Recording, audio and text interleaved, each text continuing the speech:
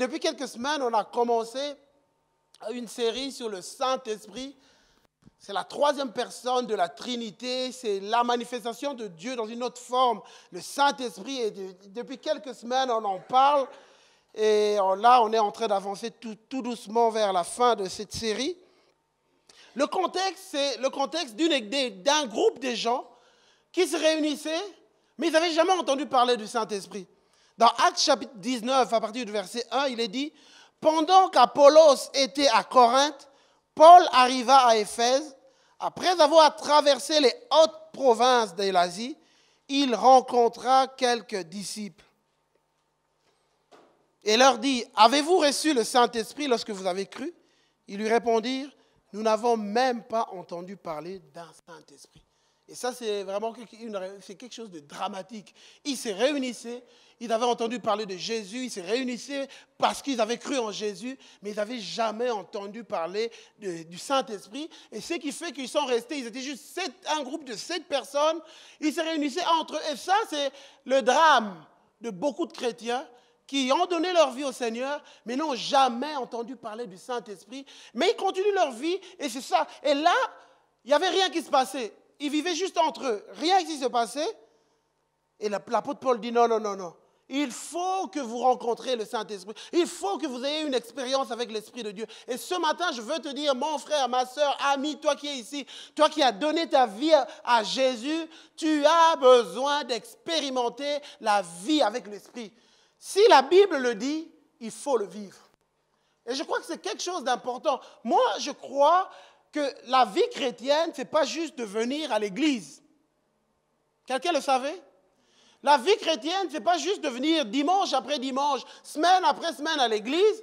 Mais la vie chrétienne, c'est quelque chose, c'est quoi? On expérimente des choses avec Dieu. On écoute la parole, on vit quelque chose avec Dieu. Et comment est-ce qu'on peut le vivre? Dieu a envoyé l'Esprit pour qu'on vive sa présence. Pour qu'on vive quelque chose. Et alors, c'est ce qui va se passer dans cette église. Ils vont vivre une expérience avec l'Esprit de Dieu. Et les choses, et c'est ça qu'on a vu depuis quelques dimanches, l'église va exploser. Ils vont vivre des miracles, ils vont vivre l'extraordinaire. Quelque chose va se passer. Et c'est ce c'est vers quoi nous sommes en train d'aller en tant qu'église, parole d'espoir. Ils vont vivre des grandes choses. Et puis là, donc Jean avait commencé à parler de ça. Paul arrive à la fin de son temps. Ça veut dire qu'une église n'appartient pas à un homme. Paul a exercé son ministère et là, il est en train de partir. Il a fait ce qu'il devait faire. Il part. Et on a vu que Jean l'a dit, que Paul a préparé, il a laissé un groupe de personnes. Et moi, j'étais interpellé par quelque chose que Paul va dire alors qu'avant de partir, il va leur dire quelque chose vraiment qui me touche dans Actes chapitre 20 à partir du verset 22. Paul dit ceci, « Et maintenant, voici que lié par l'Esprit, je vais aller à Jérusalem sans savoir ce qui m'y arrivera. Je sais seulement que de ville en ville, l'Esprit Saint m'avertit que des liens et des souffrances m'attendent. Mais je n'y attache aucune importance. Je ne considère pas ma vie comme précieuse, pourvu que j'accomplisse avec joie ma course, le ministère que le Seigneur Jésus m'a confié, annoncer la bonne nouvelle de la grâce de Dieu. » Paul arrive à la fin de son séjour, il dit, voilà, j'étais avec vous et maintenant je m'en vais à Jérusalem, mais je ne sais pas ce qui va m'arriver. Je ne sais pas qu'est-ce qui m'attend, mais lié par l'Esprit. Et c'est toute cette semaine, c'est cette phrase qui me tourmentait, lié par l'Esprit. Lié, Paul dit, lié par l'Esprit, mais je vais aller sans savoir ce qui m'attend. Et Dieu me disait, ce sont les gens liés par l'Esprit qui changent le monde. Ce sont les gens liés, qui ont quelque chose avec l'Esprit. Vous savez, quand on parle de lien ici, c'est un peu ce qui se passe quand deux hommes, disons, quand une femme et un homme se marient, pour un mariage, ils se lient. Et Paul, quand il parle de ce lien, il dit, c'est comme s'il veut exprimer, j'ai quelque chose avec l'Esprit, ça me lie, et peu importe ce qui va m'arriver demain, je suis lié avec lui. Je ne sais pas ce qui va m'arriver demain, mais moi, je suis lié avec l'Esprit, et rien ne m'arrêtera, je continue. Et moi, je crois, et ce qui montait dans mon cœur, qu'on est dans les temps, Dieu veut qu'on ne soit pas juste des chrétiens d'église, mais des gens qui sont liés par l'Esprit. Liés par l'Esprit. Et quand on est lié par l'Esprit, plus rien ne nous arrête. Et ce lien fait qu'on est prêt à perdre. Vous savez, moi, ce que j'ai appris, moi, dans la vie chrétienne, c'est qu'il y a des principes dans la vie chrétienne. Vous savez, dans la vie chrétienne, si tu veux monter, des fois Dieu va te faire descendre. Si tu veux gagner, des fois Dieu va te faire perdre des choses. Pour monter, il faut descendre. Pour acquérir, des fois, il faut perdre. Pour avancer, des fois, Dieu permettra, il te gardera dans un endroit. Pour apparaître, des fois, Dieu te cachera. Et c'est ça, l'apôtre Paul est prêt à vivre ces choses parce qu'il sait qu'avec l'Esprit de Dieu, il a gagné bien plus. On le voit, il dit, il est prêt, peu importe ce qui va se passer, l'Esprit l'a averti qu'il va avoir des choses, mais lui, il est prêt. Pour avoir la vie, il est prêt à mourir. Et on va voir par la suite qu'il ne mourra pas. Il va continuer. Mais il était prêt à donner cette vie. Mais il ne mourra pas. Et de la même manière que je veux te dire, mon frère, ma soeur, est-ce que tu es prêt, on l'a chanté tout à l'heure, est-ce que tu es prêt à tout donner à Dieu? Jésus lui-même dira dans Matthieu chapitre 16, verset 25, « Car celui qui voudra sauver sa vie la perdra, mais celui qui la perdra à cause de moi la retrouvera. » Ça veut dire que tu ne la perdras pas. Mais si tu es prêt à donner cette vie, tu le retrouveras. Et à un moment même, Jésus dit que ceux qui ont perdu des choses à cause de mon nom le retrouveront 100 fois plus. C'est comme si, parce que tu lui donnes, il multiplie. Et j'aimerais dire à quelqu'un ici, ce que tu as, c'est rien. Il t'a besoin de le donner à Dieu. Et quand tu lui donnes, Dieu multiplie. Il augmente. Et c'est ça l'apôtre Paul, il est prêt à tout. À un moment dans Philippiens chapitre 3 verset 8, il dit « Et même que je regarde toutes choses comme une perte à cause de l'excellence de la connaissance de Jésus-Christ mon Seigneur, pour lequel j'ai renoncé à tout, je le regarde comme de la boue afin de gagner Christ. » Lié par l'Esprit. Et ce matin, moi je voulais savoir comment est-ce qu'on devient un homme lié par l'Esprit.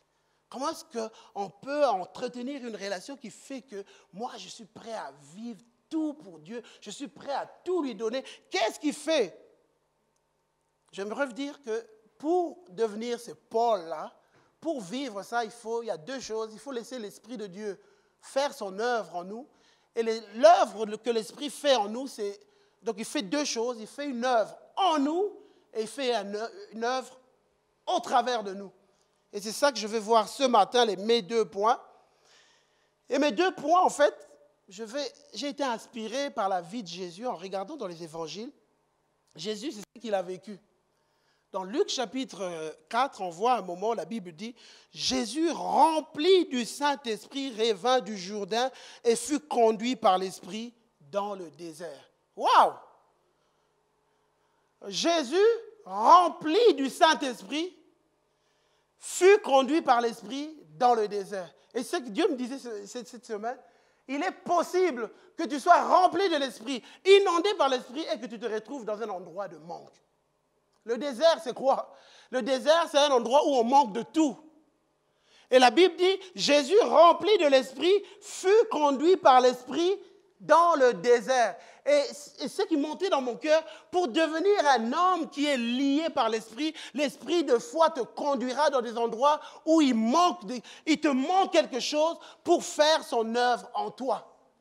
Pour faire son œuvre en toi. Le désert, c'est un endroit où tu manques de choses, tu manques de la nourriture, tu manques de l'eau, mais il t'emmènera à un endroit. Et ce matin, je veux te dire, ne sois pas frustré pour ce qui manque dans ta vie actuellement. L'Esprit est en train de faire quelque chose en toi. Peut-être que tu es ici, il y a des choses qui te manquent. Et je pense que tout le monde, personne ne peut dire que j'ai tout. Il y a toujours quelque chose qui manque, il y a quelque chose. Et crois-moi, il y a une œuvre que l'Esprit veut faire en toi.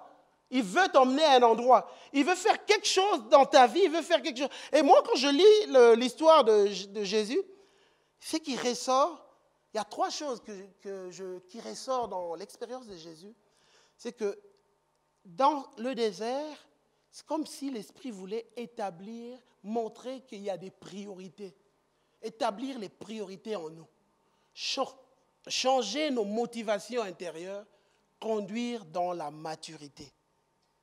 Établir les priorités en nous, ça veut dire qu'à un moment, on voit Jésus dans Luc chapitre 4, La Bible dit, il ne mangea rien durant ces jours-là, et après qu'ils furent écoulés, il eut faim. Le diable lui dit, si tu es fils de Dieu, ordonne à cette pierre qu'elle devienne du pain. Jésus lui répondit, il est écrit, l'homme ne vivra pas de pain seulement. Et combien de fois on est tellement omnubilé par ce qui nous manque. Tu viens dans la présence de Dieu, il y a des gens, moi je sais qu'il y a des gens quand ils viennent, on dit voilà, on va aller prier. Dès qu'elle arrive, la personne arrive dans la présence de Dieu, première chose, Seigneur, tu vois, il faut que tu me donnes ça. Première chose, imaginez-vous un peu que vous avez des enfants. Vous venez à la maison, vous rentrez, dès que vous entrez à la maison, des grands, vos enfants, la première chose, c'est de vous demander, voilà, papa, j'ai besoin de ça, j'ai besoin de ça, j'ai besoin de ça. Mais comment tu te sentiras si le seul moment où tes enfants sont en contact avec toi, c'est pour demander des choses? Vous savez, moi, quand je reviens du travail, je me sens l'homme le plus heureux, l'homme le plus important. Parce que dès que je mets la clé dans la porte pour tourner, j'entends des cris. Papa! Et dès que j'ouvre, je suis accueilli comme un roi chez moi, par mes enfants. Et quand ils ne viennent pas me demander des choses, ils sont juste contents de me voir. Et j'aimerais vous dire que Dieu veut, et des fois il emmènera des situations où on se trouve dans des situations de manque. Pourquoi? Parce qu'il veut juste qu'on apprenne à se réjouir dans sa présence. Et que tu viens dans sa présence juste pour être content. Seigneur, je suis content de t'appartenir. Je suis heureux d'être enfant de Dieu. Seigneur, et des fois, moi je me rappelle une fois, on était à un moment de prière, on est venu, on était dans l'adoration, la louange, et puis à la fin de la prière, moi j'ai oublié de faire des cas de prière. Le temps était passé, on a prié, on a plus passé du temps à adorer Dieu. Et des gens sont venus me trouver, mais on n'a pas prié, il n'y avait pas de liste, pourquoi on n'a pas prié? Je veux vous dire quelque chose. Des fois, quand tu viens dans la présence de Dieu, tant que lui, Dieu est là, c'est tout. Parce que lui sait. Et le problème, il faut que Dieu soit là. Tu peux venir avec tes listes, tu peux venir avec tes choses. Si Dieu n'est pas là, rien ne se passe. Mais quand tu viens juste dans l'adoration, dans la louange, et c'est ça que Jésus est en train de dire, que l'homme ne se nourrira pas de pain seulement, mais de toute parole qui sort de la bouche de Dieu. J'ai d'abord besoin de ce que lui me dit. J'ai d'abord besoin de ce que lui me donne. Et c'est ça qui fait toute la différence. Vous savez, il y a quelques mois, je me suis retrouvé, j'avais perdu mon travail. Et au mois d'octobre, je me suis retrouvé sans travail, j'étais à la maison, je postulais, je faisais des activités pour l'église. Puis à un moment, vraiment, c'était un moment de manque, c'est des moments de manque. Et pendant cette période, l'esprit m'a conduit et justement, cette parole me parlait. J'ai appris, maintenant, quand je venais dans la présence de Dieu, à ne plus me concentrer sur ce problème de manque de travail. Où tu viens constamment, Seigneur, donne-moi du travail. Seigneur, dès que tu viens dans la présence de Dieu, la seule chose, Seigneur, donne-moi du travail. À un moment, j'ai décidé de mettre ça de côté, de me concentrer juste sur lui, sur son œuvre. Et j'ai commencé à le faire. Je me suis donné à fond pour l'œuvre de Dieu. Et en même temps, bien sûr, je postulais, mais ce n'était plus ma priorité. Vous savez, quand on parle de priorité, une priorité, c'est quoi? Ça veut dire que la chose qui vient en deuxième position, ça ne veut pas dire que ça ne sert à rien. Mais ça vient en deuxième position, ça veut dire que tu t'en occuperas après. Prioriser les choses, ça veut dire que tu mets les choses à leur place. Ça ne veut pas dire que les autres choses, tu ne le feras pas, mais chaque chose arrive à son temps. Ça veut dire que premièrement, c'est d'abord Dieu.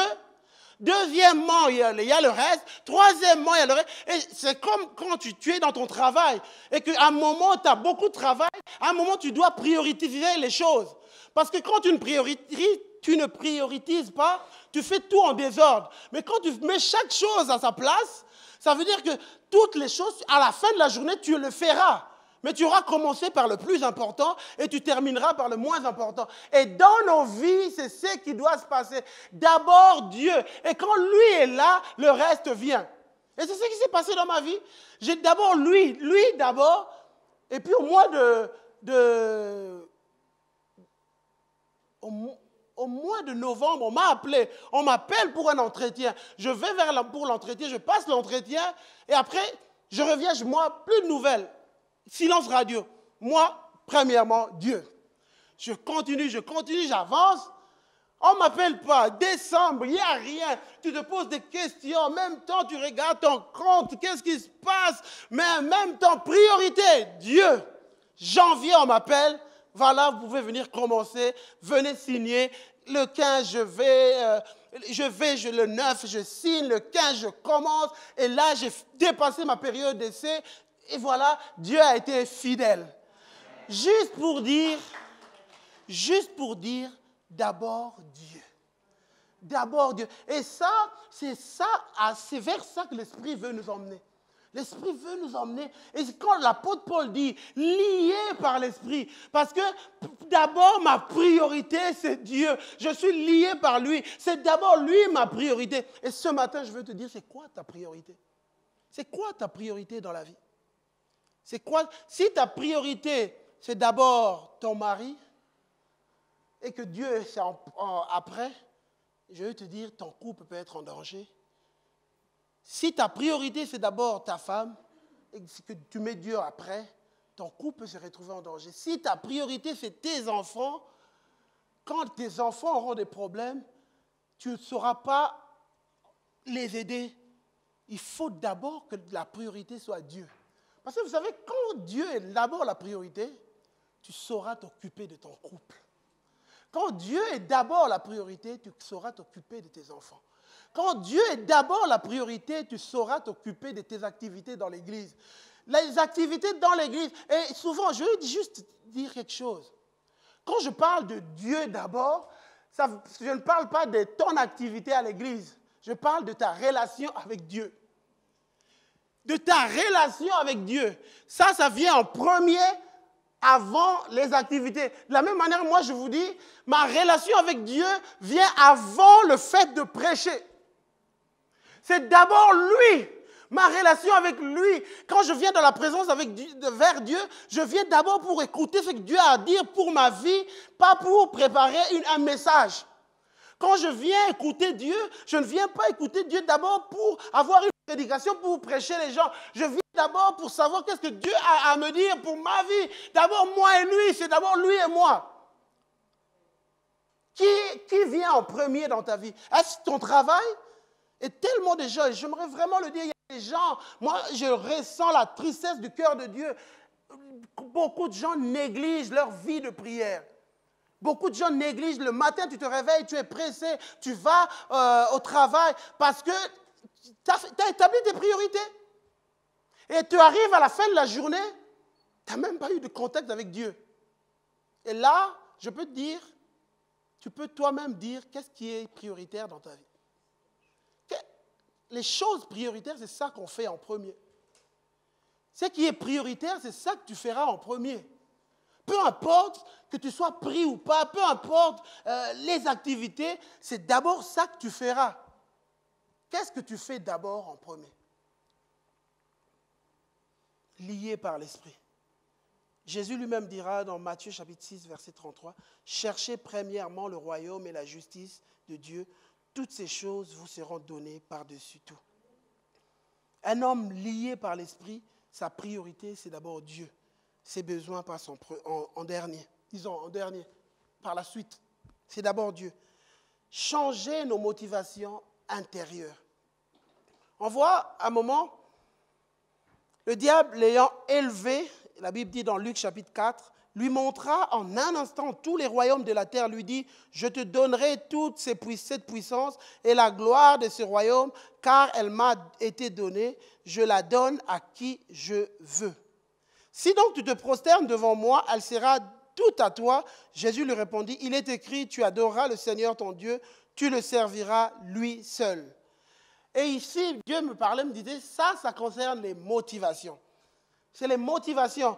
Le diable lui montre des choses. Il lui dit, écoute, voici ça, la gloire et toutes ces choses.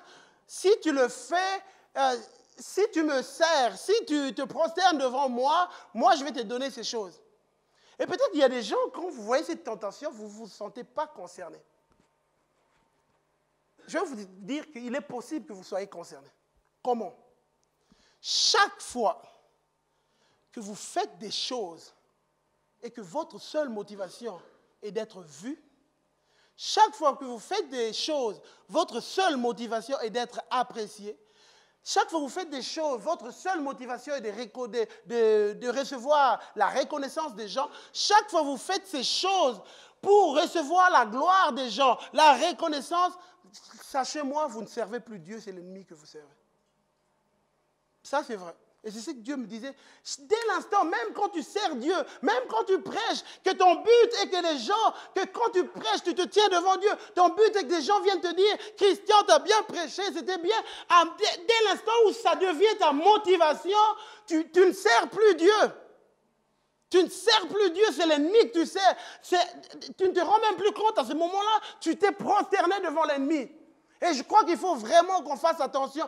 Quand je fais une chose, c'est quoi ma motivation intérieure? C'est quoi qui me motive à faire ceci? C'est quoi qui me motive à faire cela? Et dès l'instant où, quand je fais des choses, ma motivation première n'est plus de rendre gloire à Dieu, n'est plus d'honorer Dieu, je suis en train de servir l'ennemi. Ce matin, je veux dire à quelqu'un, recommence à te prosterner devant Dieu.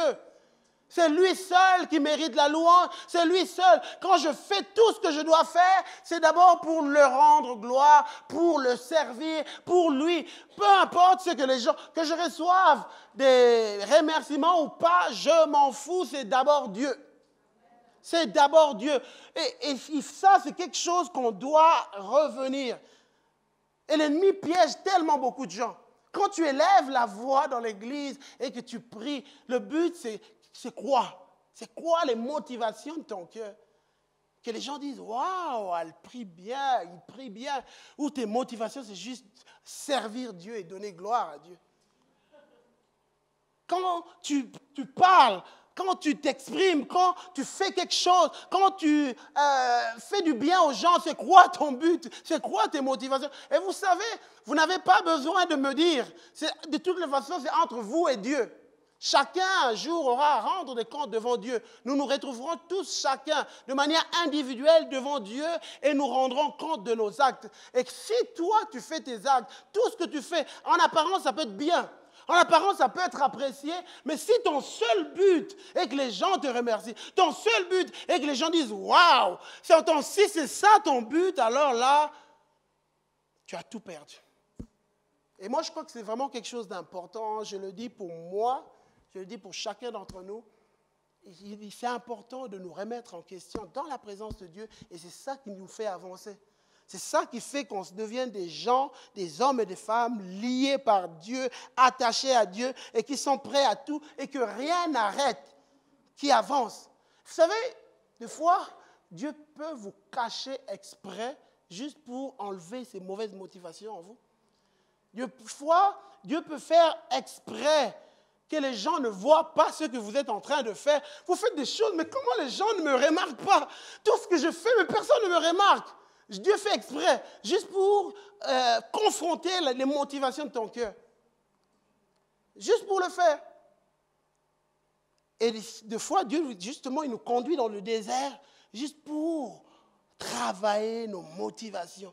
Vous savez, l'apôtre Paul, justement, on voit dès le début, quand il s'est converti, l'apôtre Paul va aller, il se retrouvera dans un désert, et là, Dieu a travaillé ses motivations. Et vous savez, quand on parle de motivation, je te dis, c'est une affaire entre toi et Dieu. Personne ne peut savoir vraiment les motivations de nos cœurs. Je ne peux pas le savoir. Zor ne peut même pas savoir les motivations de mon cœur, mais je ne peux pas savoir les motivations de Zor. C'est entre nous et Dieu. Même ta femme ne peut pas savoir tes motivations, c'est entre toi et ton Dieu. Où ça en est? Un homme lié par l'esprit n'a qu'une seule motivation, servir Dieu. Et puis à un moment, on voit par la suite, l'ennemi, la Bible dit, le diable le conduisit encore à Jérusalem, le plaça sur le haut du temple, lui dit, si tu es fils de Dieu, jette-toi d'ici en bas, car il est écrit, il donnera des ordres à ses anges à ton sujet, afin qu'ils te gardent. Et ils porteront sur les mains de peur que ton pied ne heurte contre une pierre. Jésus lui répondit, il est dit, tu ne tenteras point le Seigneur, ton Dieu. Vous savez ici, qu'est-ce qui se passe? L'ennemi lui donne à Jésus un passage et c'est vrai ce qu'il dit. il utilise un passage j'allais dire de la Bible, mais de la parole de Dieu. Il utilise quelque chose de connu et de vrai.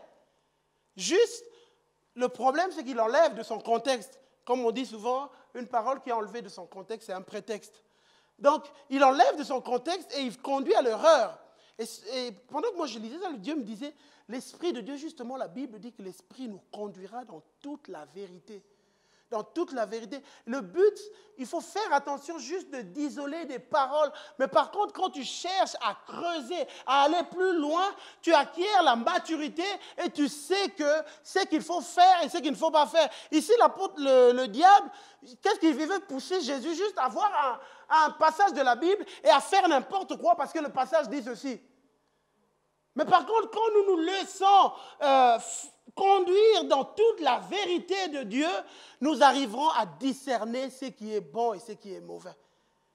Un homme lié par l'Esprit entre dans toute la vérité de la Bible, il est grandi, il acquiert la maturité. Et nous avons besoin de laisser l'Esprit de Dieu nous remplir.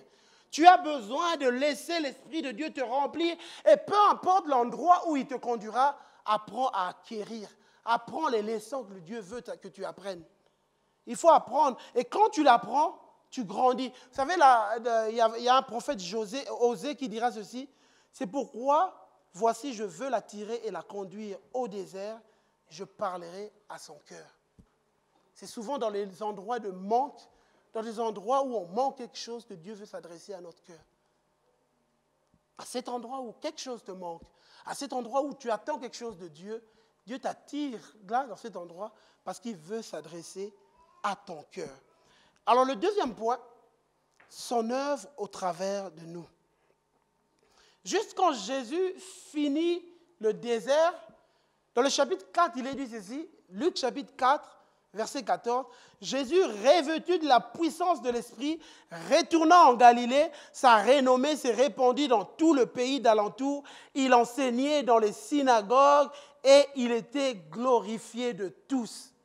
Vous savez, il y a deux notions qui se mettent en évidence quand j'ai ouvert l'évangile de Luc. Au début, il est dit, Jésus, rempli de l'Esprit, fut conduit dans le désert. Et Dieu me disait, quand l'Esprit te remplit, c'est pour une œuvre en toi. Et puis quand Jésus gagne son test, il sort du désert, la Bible ne dit plus rempli de l'Esprit, mais la Bible dit Jésus revêtu de la puissance de l'Esprit. C'est comme s'il avait passé à un autre niveau. Et c'est un peu l'image, pour vous donner une image, c'est l'image comme d'un verre dans lequel il y avait des souillures, dans lequel tu jettes de l'eau. Plus tu remplis l'eau, les souillures vont sortir, vont s'enlever. Tu remplis l'eau et puis à un moment, l'eau claire qui est pure commence à déborder sur le verre. Et c'est ce qui se passe. Jésus a gagné et puis à un moment, revêtu de la puissance de l'Esprit, il sort du désert. Il sort du désert et puis, paf, quand il sort, qu'est-ce qui se passe? La Bible dit, il fut glorifié, les gens étaient étonnés. La motivation de Jésus, ce n'était pas la gloire, ce n'était pas la renommée, mais l'œuvre de l'Esprit, la couverture de l'Esprit fait qu'il est en train de vivre la gloire et la renommée. Et ce matin, je veux te dire, mon frère, que notre but, ce n'est pas de se faire connaître. Notre but, notre motivation, ce n'est pas la gloire. Mais quand l'Esprit nous revêt, il y a quelque chose qui se passe, Dieu nous fait connaître. Il nous fait connaître. Et ce matin, je veux te dire, mon frère, ma soeur, Dieu veut te révéler là où tu es. Il veut te révéler dans ton travail, dans ta famille. Il veut que l'Esprit déborde pour que tu sois révélé en tant que fils de Dieu. Il faut que tu sois révélé. Et c'est ce qui s'est passé. Ce qui était caché est vu. Quand l'Esprit déborde, ce qui est caché est vu. Ce qui est secret est manifesté. Le revêtement permet à la manifestation. Le revêtement, vous savez ce qu'a fait, ça fait de Jésus? Ça l'a changé de charpentier en sauveur. Des charpentiers en sauveur. Vous savez que le charpentier ne pouvait rien faire pour les gens. Jésus a grandi, il était là pendant des années en tant que fils de charpentier. À ce moment-là, il ne pouvait rien faire. Mais dès l'instant où l'Esprit a débordé, il est passé du charpentier en sauveur, celui qui a commencé à faire ses œuvres, les œuvres de Dieu au travers de sa vie. Et ce matin, Dieu te dit, je veux que tu passes du charpentier au sauveur. Peut-être tu te dis, mais moi, je ne suis pas sauveur. Mais la Bible dit, Christ en nous. Christ en nous, il vit en nous. Ce n'est plus moi qui vis, c'est Christ qui vit en moi. Et si Christ vit en toi, il fait de toi un sauveur. Le sauveur de ta famille, le sauveur de tes enfants, le sauveur de tes collègues, le sauveur, il fait de toi. Il faut que tu passes du charpentier au sauveur. Le revêtement change un homme familier à un homme qu'on ne reconnaît pas. Vous savez, les gens, ils avaient l'habitude de voir, c'était un petit qui avait grandi. Je suppose que les personnes plus âgées avaient vu Jésus jouer comme un enfant. Et quand ils le voyaient maintenant revenir en tant que sauveur, ils se disaient, mais ce n'est pas possible.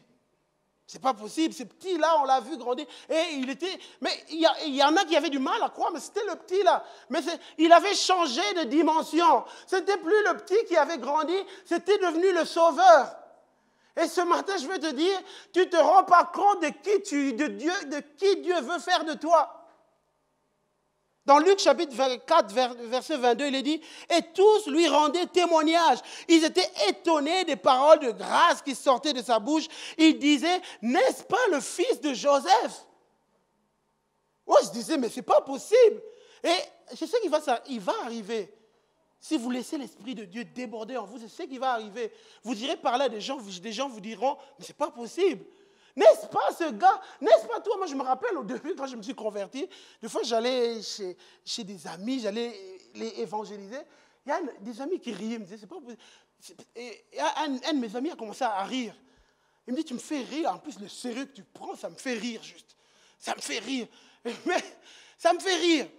Pourquoi? Parce que lui, il ne voyait que le garçon qui était avec eux, qui faisait des bêtises avec eux, mais il n'arrivait pas à voir que Dieu avait déjà changé les choses. Dieu m'avait fait passer du charpentier au sauveur, de celui qui venait apporter le salut. Quand je parle de sauveur, c'est sans prétention. C'est juste dire que tu es celui que Dieu veut utiliser pour apporter le salut. Dieu veut t'utiliser pour apporter le salut dans ta famille. Il faut que tu le comprennes. Je veux vraiment, c'est quelque chose d'important, je veux que chacun comprenne. Vous savez, moi j'ai compris ça cette semaine, vendredi, à mes dépens. J'ai eu un accrochage avec un de mes collègues qui, pendant toutes les semaines, il a toujours des paroles pour me rabaisser, il a toujours des paroles. Et puis le vendredi, à un moment, je me suis un peu fâché. Je me suis fâché.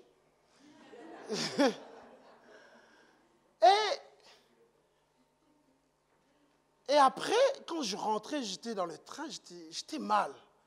J'étais mal de cette situation. J'étais triste.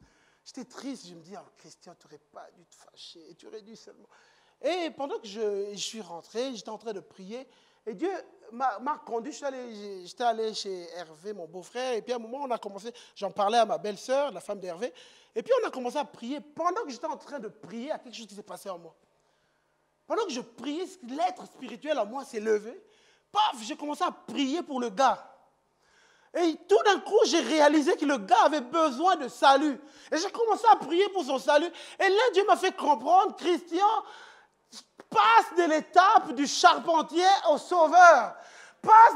Parce que tant que tu resteras à l'étape du charpentier, tu te laisseras choquer par des bêtises, tu te laisseras blesser par des choses. Mais si tu passes à l'étape du sauveur, tu comprendras que tu as un rôle à jouer.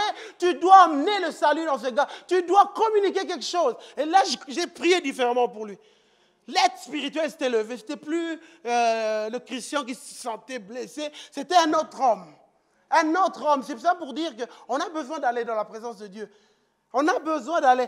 Et le revêtement fait que les gens de foi sont étonnés. Les gens sont étonnés car ils avaient toujours vu le fils de Joseph et là, ils voient le fils de Dieu. Beaucoup de chrétiens sont juste des fils de Joseph, mais ils ne veulent pas devenir des fils de Dieu. Et c'est ce qui s'est passé. Ils ont dit, mais n'est-ce pas le fils de Joseph? Mais Dieu te dit, Non, lui, à ce moment, quand Jésus parlait, ce n'était plus en tant que fils de Joseph, c'était en tant que fils de Dieu. Et ce matin, Dieu te dit, je ne veux plus que tu parles en tant que fils d'un tel ou en tant que fils de ceci, je veux que tu parles en tant que fils de Dieu. Je veux que tu t'exprimes en tant que fils de Dieu. Vous savez, moi, mon père s'appelle Ambroise Fundou. Mais je pense qu'il y a des moments où Dieu fait que je ne parle plus en tant que le fils d'Ambroise Fundou, je parle en tant que fils de Dieu. Et Dieu veut que chacun d'entre nous, dans des endroits, dans nos familles, quitte cet endroit juste de fils de tel, devient celui qui s'exprime en tant que fils de Dieu. Et voilà pourquoi l'apôtre Paul, à un moment dans les Romains, il dira ceci, aussi la création attend-elle avec un ardent désir la révélation des fils de Dieu. Et je veux vous annoncer, Arlon attend la révélation des fils de Dieu. Ta ville attend la révélation des fils de Dieu. Ta famille attend la révélation des fils de Dieu. Tes enfants attendent la révélation des fils de Dieu. Il faut qu'on sache. Fils de Joseph ou fils de Dieu? Charpentier ou sauveur? Luc chapitre 4, verset 16, il est dit, il se rendit à Nazareth, où il avait été élevé, et selon sa coutume, il entra dans la synagogue le jour de sabbat. Il se leva pour faire la lecture, et on lui remit le livre du prophète Ésaïe. L'ayant déroulé, il trouva l'endroit où il était écrit, « L'Esprit du Seigneur est sur moi, parce qu'il m'a oint pour annoncer une bonne nouvelle aux pauvres. Il m'a envoyé pour guérir ceux qui ont le cœur brisé. » Vous savez, là, Jésus est en train de montrer qu'il a compris sa mission. Il n'était plus le charpentier. Le charpentier, son but est de fabriquer des chaises. Il a un but, fabriquer des chaises, fabriquer des tables. Mais là, Jésus vient, il annonce, je ne suis plus le charpentier, voici mon but en tant que fils de Dieu. Parce qu'il m'a oint pour annoncer une bonne nouvelle aux pauvres. Il m'a envoyé pour guérir ceux qui ont le cœur brisé, pour proclamer aux captifs la délivrance, aux aveugles le recouvrement de la vue, pour renvoyer libres les opprimés. Pour publier une année de grâce du Seigneur, ensuite il roula le livre, le remit au serviteur et s'assit. Tous ceux qui se trouvaient dans la synagogue avaient les regards fixés sur lui. Waouh! Alors il commença à leur dire, aujourd'hui, cette parole de l'Écriture que vous venez d'entendre est accomplie. Le Fils de Dieu a parlé. Le revêtement lui fait devenir le sauveur. Il a dit, l'Esprit du Seigneur est sur moi. J'ai le revêtement de l'Esprit pour sauver les gens, pour que le possédé soit délivré, le malade soit guéri. Et ce matin, je veux t'annoncer, Dieu t'a donné un rôle. Tu as un rôle dans ta famille, tu as un rôle là où tu te trouves. Il faut que tu le comprennes. Il faut que tu laisses l'Esprit de Dieu t'utiliser. Dieu veut faire de toi un sauveur de l'humanité parce que Christ est en toi. Dieu veut faire de toi celui qui va changer les choses. Tu dois sauver ta famille, tu dois sauver tes collègues, tu dois sauver les gens autour de toi. Et j'aimerais attirer notre attention, c'est que des fois, quand l'Esprit fait exprimer ce qui est caché, ça crée des problèmes. Ça crée des incompréhensions. Ça crée que des gens se mettent en colère. Parce qu'ici, on va voir quand Jésus va parler, les gens vont se mettre en colère. Quand le revêtement exprime ce qui est caché, il est possible que les gens se fâchent. Il est possible que les gens ne croient pas en nous. Il est possible que les gens se moquent de nous. Il est possible que les gens ne comprennent pas. Il est possible que toutes sortes de choses se passent. Mais soyons ce que nous sommes appelés à être. Parce que j'aimerais vous dire, ne nous laissez... Moi, vous savez, ce que je suis en train de... Quand je prêche, c'est des choses que moi-même, je suis en train d'apprendre pour ma vie. C'est des choses... Et moi, je pense que l'ennemi, pendant longtemps, a voulu nous intimider. Pendant longtemps, l'ennemi a voulu qu'on ferme notre bouche. Pendant longtemps, l'ennemi veut... Et ça se passe dans plusieurs églises. Ça, c'est le but de l'ennemi. Il veut que l'Église se cache. Que l'Église ait honte de dire qu'elle est ce qu'elle est.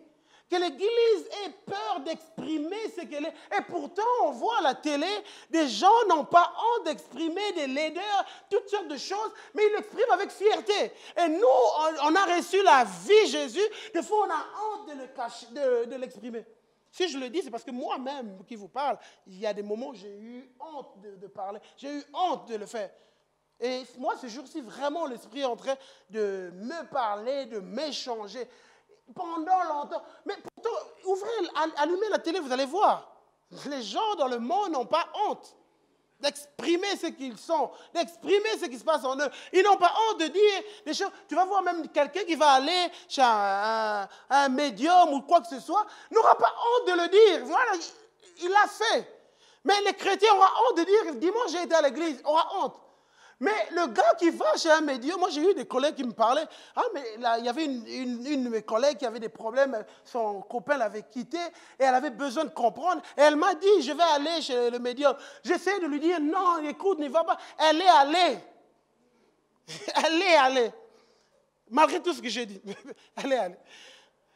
Et ma femme aussi me racontait, il y a une de ses collègues qui lui disait, écoute, elle lui disait, non, moi, je n'aurai jamais des enfants.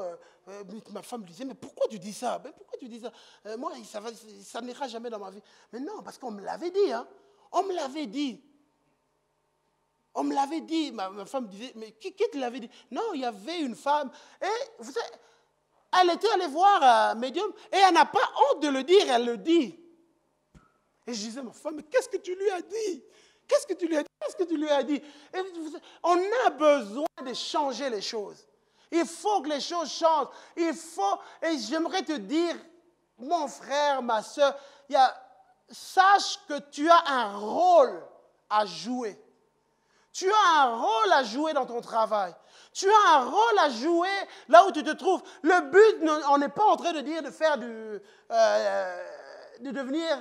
faire le manque de sagesse, de faire n'importe quoi, de devenir, entre guillemets, comme les témoins de Jéhovah. Non, on dit juste d'exprimer ce que tu es.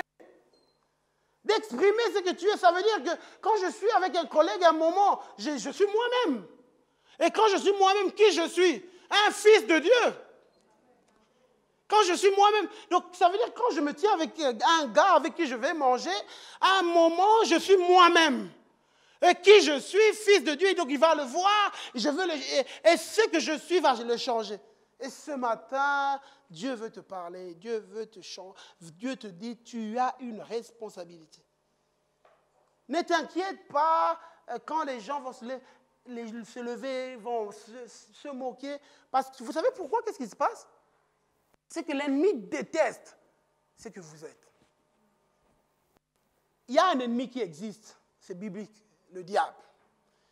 Il existe et il déteste ce que vous êtes. Si tu ne savais pas, information, il y a un ennemi qui déteste ce que tu es. Alors, voici ce qu'il va faire, parce que comme il déteste ce que tu es, il mettra toujours des gens sur toi pour mépriser ce que tu es. Pour mépriser ce que tu es. Et tu vas voir, à un moment, tu exprimes ce que tu es aux gens, mais eux, ils n'ont pas honte d'exprimer ce qu'ils sont. Personne ne les méprise. Personne. Et quand toi, tu veux exprimer ce que tu es, les gens te méprisent. Moi, je ne comprends pas. Je ne sais pas si vous... Je ne comprends pas. Je ne comprends pas. Des fois, tu dis qu'un chrétien est censé, entre guillemets, gentil. Il dit ce qu'il est et les gens le méprisent. Mais quand quelqu'un va aller voir tel ou tel, va exprimer, personne ne va le mépriser. Pourquoi? Vous savez, c'est comment? Pourquoi c'est comme ça? C'est parce qu'il y a un ennemi. L'esprit derrière eux n'aime pas ce que vous êtes. Alors ne vous laissez pas intimider par ça. Ne nous laissons plus intimider par ça. Moi, j'ai décidé de ne plus me laisser intimider par ça. Je ne me laisserai plus intimider par ça.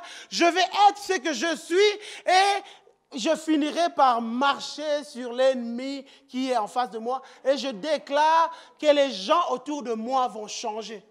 Non pas parce que je veux faire du prosélytisme, mais juste parce que je vais être qui je suis. Et ça va changer le monde autour de moi. Ça va changer. Alors, il va arriver à chacun, il va t'arriver que tu sois critiqué. Il va arriver que tu sois attaqué. Et ce matin, l'Esprit veut te préparer. Il va arriver, ça va arriver que tu sois critiqué, que tu sois attaqué, mais juste apprends à être lié avec l'Esprit. Apprends juste à être lié parce que je t'assure, tu gagneras le combat. tu gagneras. Lisez les actes des apôtres, ce qui s'est passé avec l'apôtre Paul. Comment il est parti à un moment quand il a dit, je ne sais pas ce qui va se passer, je suis lié par l'Esprit. Et il part. Il va à Jérusalem, il exprime ce qu'il est, et puis les gens vont se lever contre lui, on va le maltraiter. Mais puis à un moment, j'aime bien, à un moment, Jésus lui-même va apparaître à Paul. Lisez-le dans Actes chapitre 20. Actes chapitre 20. À un moment, Jésus lui-même apparaît à l'apôtre Paul. Il lui dit, je suis content de toi. Paul, je suis content. Là, c'est avec mes mots. Je suis content de toi, ce que tu as traversé.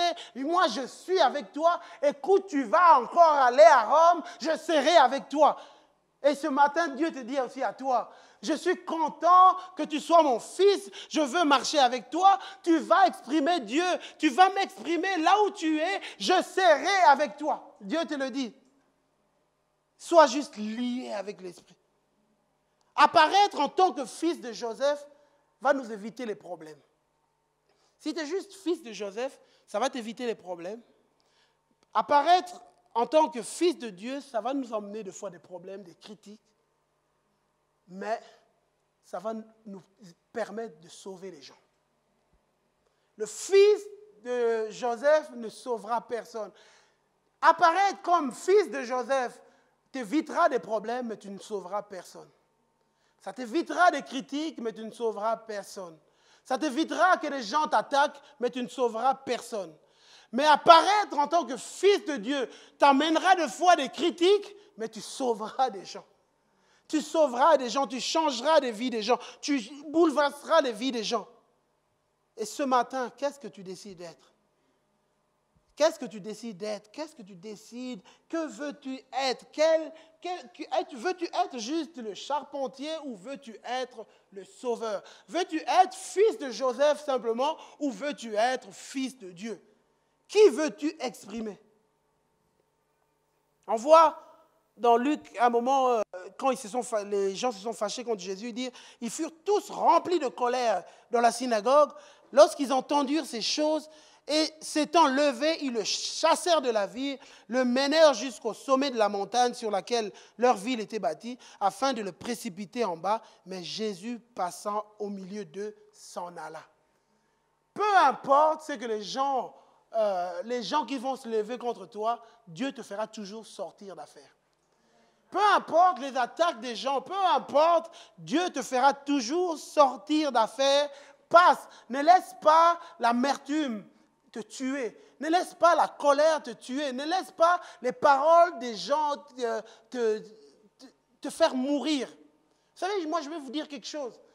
En fait, le but, c'est que quand quelqu'un dit une méchanceté sur toi, et que ça te met en colère, et que ça te frustre, et que tu le tournes dans ton cœur, qu'est-ce qui se passe? C'est toi, la vie en toi est juste en train de mourir. La vie en toi. Et moi, c'est ce qui s'est passé vendredi, vendredi, à un moment, j'étais en train de marcher, et l'Esprit me disait, voilà pourquoi je dis, garde plus que toute autre chose ton cœur. Peu importe ce que les gens disent sur toi, peu importe, ça n'atteindra pas mon cœur.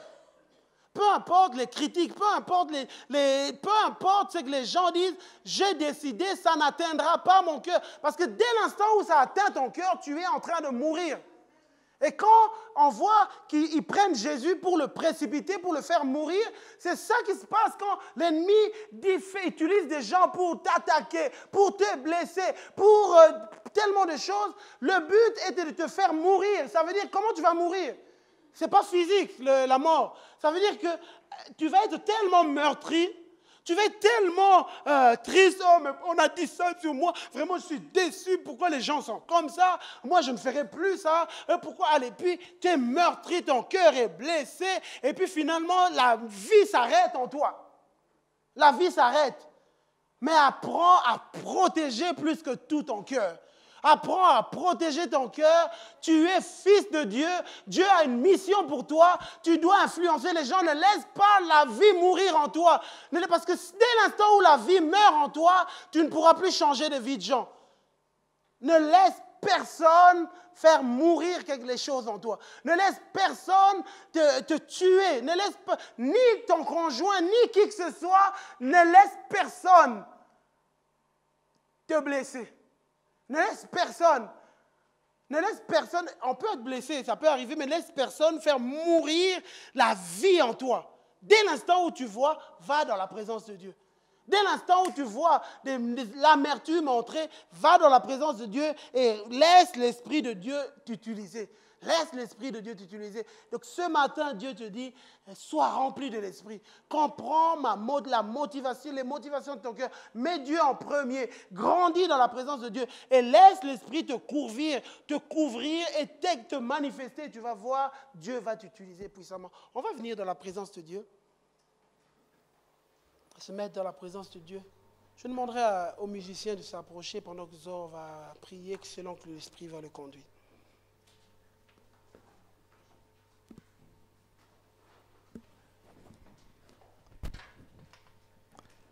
Amen. Merci pour ce message, Seigneur.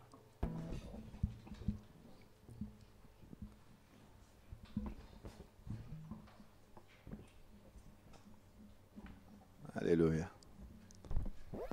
On va juste fermer les yeux un moment dans ce moment de prière. J'ai aimé ce message.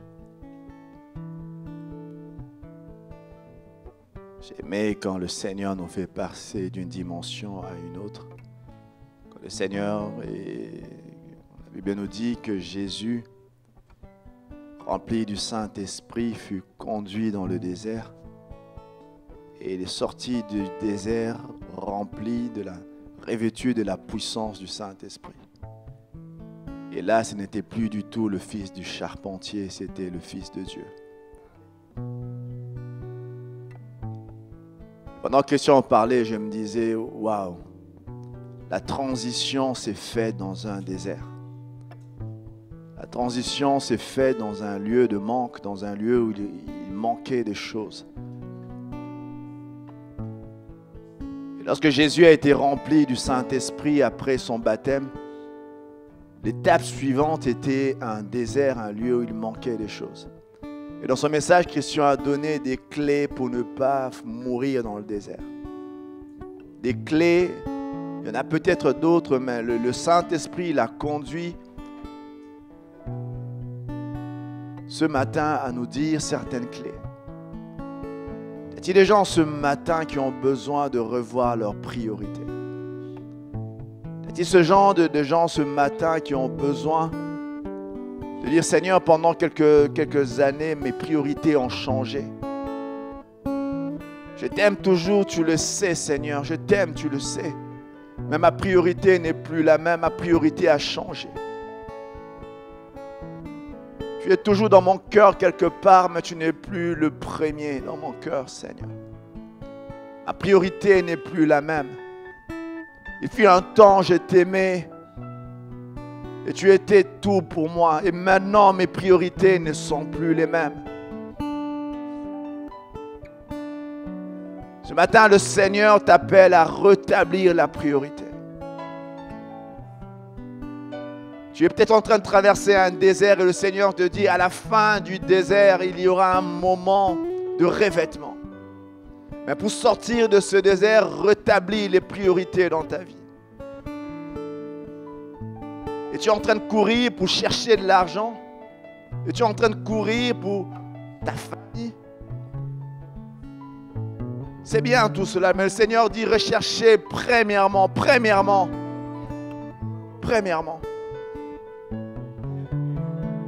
Ce matin, Dieu appelle quelqu'un. Ce matin, laissez-moi le dire un instant. Il y a quelque chose qui brûle dans mon cœur en ce moment.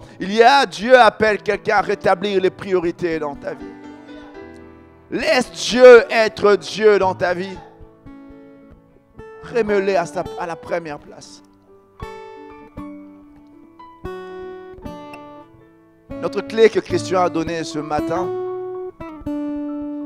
il a dit qu'est-ce qui motive quand tu agis? Qu'est-ce qui fait que tu fais ce que tu es en train de faire? Qu'est-ce qui fait que tu sers? Qu'est-ce qui fait que tu marches? Qu'est-ce qui fait? Est-ce que c'est la satisfaction que ça t'apporte? Oui, à nouveau, est-ce que tu veux rendre gloire à Dieu? Est-ce que tu cherches qu'on t'apprécie? Tu cherches l'approbation des gens, la louange des gens?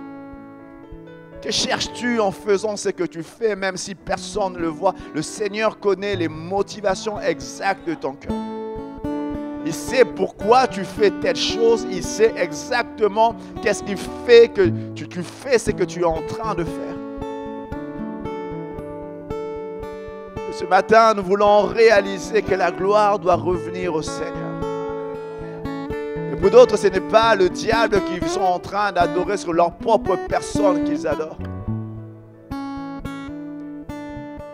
Et troisième point pour sortir du désert. Apprends à agir dans la maturité. Ce qui a fait que Jésus savait que le diable était en train de corrompre la parole de Dieu était non seulement qu'il avait l'esprit, mais il connaissait la parole de Dieu. Il savait que ce verset n'était pas pris dans son contexte et que ce gars était en train de dire n'importe quoi parce qu'il connaissait le contexte dans lequel ce verset a été écrit. Ce matin, c'est un appel à la maturité également. Je crois réellement que le Seigneur veut nous faire passer d'une étape à une autre. D'un endroit, il y a des gens ce matin qui sont encore des fils de tel. Et le Seigneur vous appelle à entrer dans la révélation des fils de Dieu. Et moi, j'aime cette expression. La nature, le monde attend, la création attend, avec un ardent désir, la révélation. Moi, j'imagine quelqu'un... J'imagine une scène simplement où le monde attend tellement que Dieu révèle ses fils. Vous êtes des fils, nous sommes des fils. On va faire un moment juste de prière. On va chanter ce chant, Seigneur, je m'abandonne à toi. Un premier appel ce matin, et pour ceux qui veulent revoir leurs priorités, on a les yeux fermés, la tête baissée. Il n'y a rien à voir. Ça se passe entre nous et Dieu. Il y a ce matin des gens qui ont besoin de revoir leurs priorités. C'est ça qui brûle dans mon cœur en ce moment.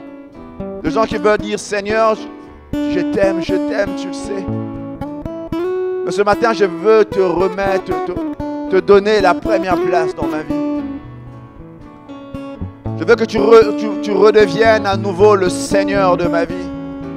Tu redeviennes à nouveau celui qui prend la priorité dans ma vie. Seigneur, j'ai besoin, je prie ce matin, reprends la place du roi, reprends la place qui te revient dans ma vie. On va chanter ce chant, Seigneur, je m'abandonne à toi. Et ceux qui le désirent, ceux qui veulent à nouveau que le Seigneur soit la priorité de leur vie se lèvent. Et ce n'est pas un appel à la foule, c'est un appel pour ceux qui ressentent dans leur cœur ce désir de remettre les choses à leur place.